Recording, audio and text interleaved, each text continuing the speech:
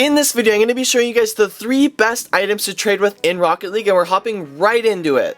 Just an FYI, I do trade on Xbox, so this might be a little different for you PC, PS4, and maybe even Switch players. But without further ado, we're starting with the first item, which is black markets. The first one we're going to be talking about is black market gold explosions. They're fairly easy to obtain for under 100 or under 150 credits of their minimum value, but they are quite difficult to sell for their max price. In my opinion, buying the lower black market gold explosions is the best way to gain the most profit, because most of these people who have these gold explosions do not have a ton of trading experience, so I could see you could get a lot more profit from those than buying and selling dueling dragons, for example.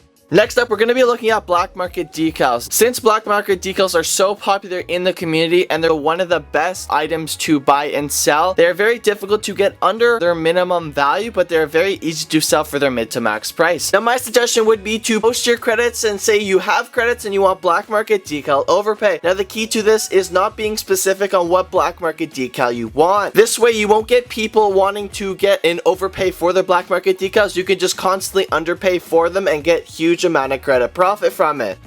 For our second item, we're going to be looking at octanes. Recently, the demand went down for painted octanes, and a lot of people are underpaying because of it. Nonetheless, you guys can take this opportunity to gain a fair bit of profit from just buying and selling painted octanes. Now, since most of these people are having a difficult time selling for their minimum value, this is where you come in. I suggest underpaying by at least 100 to under 300 credits, and then selling for their mid to minimum value, depending on the color. Now, this will take quite a while to find a specific buyer for your painted octane, but it is well worth it in the end run, because you can get up to 500 to maybe even 300 credits profit. Now, in my opinion, the best painted octanes to trade with are the popular ones, such as Crimson, Sky Blue, Forest Green. If you do not have enough credits for this, that is okay. As long as you stay away from Burnt Sienna and Orange, you're perfectly fine.